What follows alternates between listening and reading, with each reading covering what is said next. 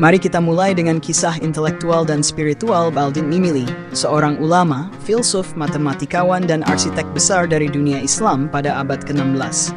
Cerita ini akan kita susun secara runut dan sederhana, agar pemikiran-pemikirannya mudah dipahami. Bagian 1. Latar belakang kehidupan.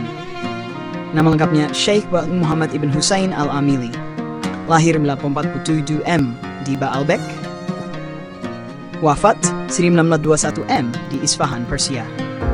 Baha al-Din berasal dari keluarga Syiah terpelajar.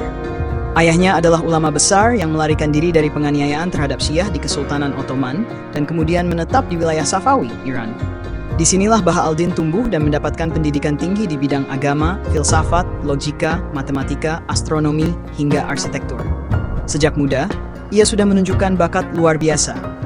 Di usia 13 tahun, ia telah menjadi hafiz Quran, dan pada usia 20-an, ia telah mengajar dan menulis.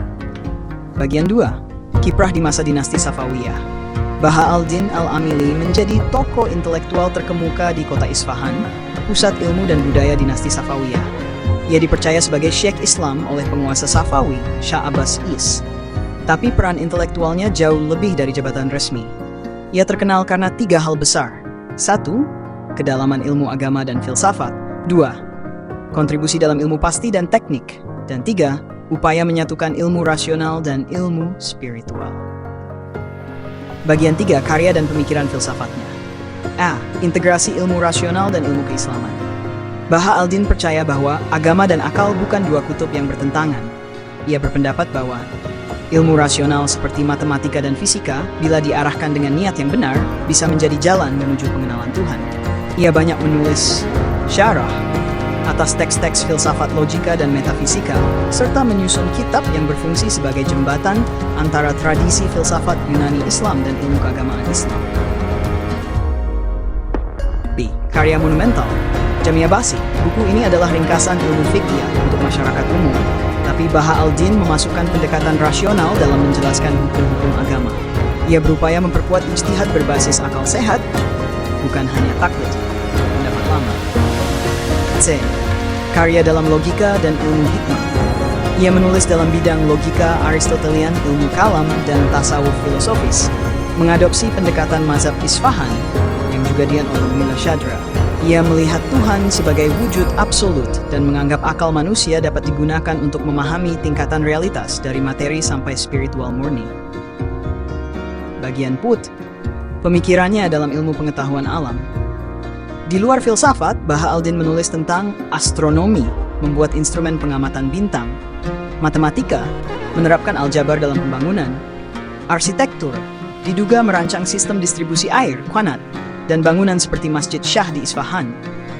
Ia tidak memisahkan antara ilmu dunia dan ilmu akhirat, karena baginya semua ilmu membawa kita pada ketundukan pada Tuhan.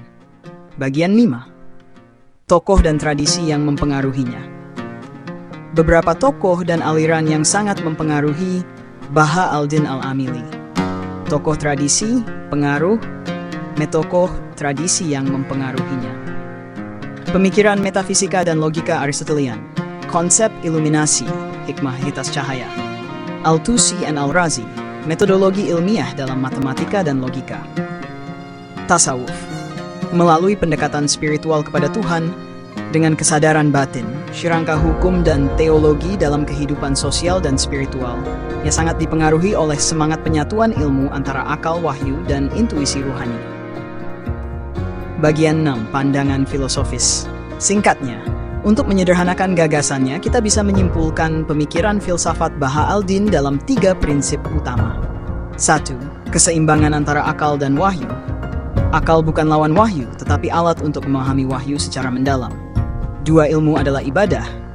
Menekuni ilmu pengetahuan adalah bentuk pengabdian kepada Tuhan.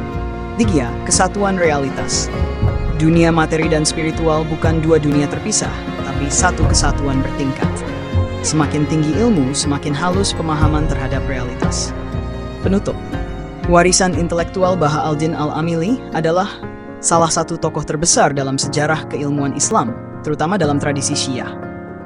Ia menunjukkan bahwa menjadi seorang filsuf, ulama, ilmuwan, dan sufi bukanlah jalan yang terpisah. Ia adalah simbol harmoni antara akal, iman, dan keindahan ciptaan. Karya dan pengaruhnya masih dirasakan hingga kini, terutama dalam sistem pendidikan Islam Iran dan dalam pemikiran filsafat Islam kontemporer.